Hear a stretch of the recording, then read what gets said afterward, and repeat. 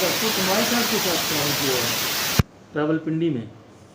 وہ میرے ضلع تھے, اللہ تعالیٰ کو پیارے ہو گئے. ان کے حوالے سے کچھ تنظیمی باتیں ہیں, کچھ تربیتی باتیں ہیں, کچھ شاید جمعیت میں بھی وہ آپ کے ناظم اعلیٰ رہے ڈاکٹر کمال صاحب. ہاں ڈاکٹر کمال صاحب, میں جب یہاں سے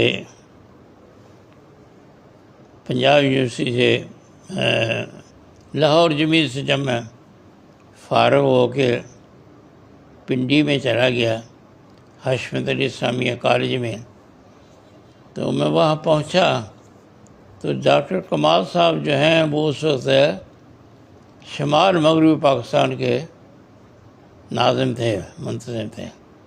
اس سے یہ ہے کہ مشرقی پاکستان گویا ایک ہے, باقی مغربی پاکستان جو ہے اس کو 3 حصوں میں تقسیم کیا ہوا تھا. کراچی اور حیدرآباد وغیرہ جو ہے, سندھ یہ ایک تھا, اور وسطی پنجاب تھا ایک شمالی میں جہلم سے لے کر پورا صوبہ سرحد جو ہے اس کے اندر شامل تھا. تو اس کے ذمہ دار ڈاکٹر کمال صاحب تھے اس وقت. تو میں گیا ہوں تو انہوں نے کہا کہ ہمارے ایک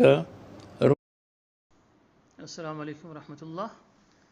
آپ کا میاں صاحب سے تعارف میاں مقصود صاحب سے کب سے ہے؟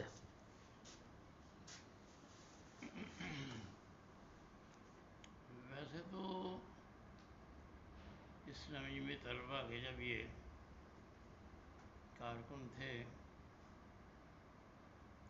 تو ان دنوں بھی تعارف ہو گیا تھا, لیکن اصل میں تو یہ جب حافظ ادریس صاحب امیر صوبہ پنجاب تھے اور ان کے قیم میاں مقصود صاحب تھے,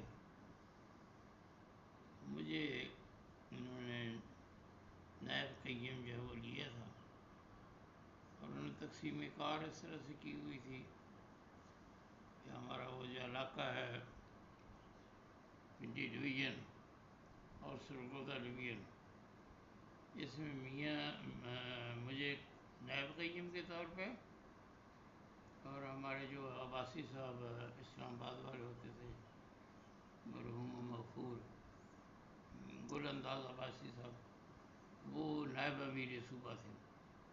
تو ہماری ایسے جوڑی بنائی ہوئی تھی پنڈی ڈویژن اور سرگودا ڈویژن کو کور کرنے. ہدایات صوبائی لیول پہ میاں مقصود صاحب اور حافظ ادریس صاحب کی ہوتی تھی.